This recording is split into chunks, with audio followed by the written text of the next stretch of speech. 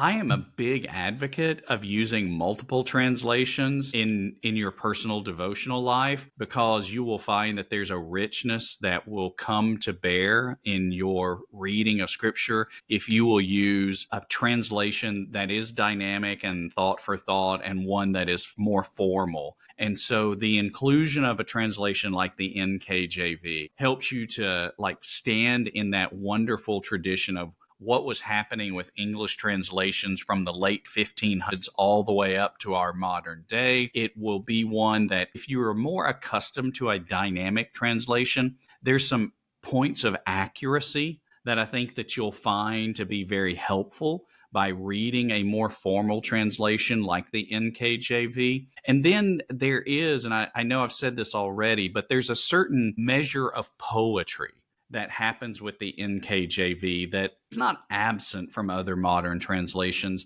but certainly I think it's highlighted in the NKJV, especially when you're in Psalms, Proverbs, Ecclesiastes, Song of Solomon, and even Job, and the other places in Scripture where a song is sung or a letter is received. There's a certain way that it is typeset on the page that helps you to visually see and so to read it properly for the lyricism and poetry that God had intended for those passages to have.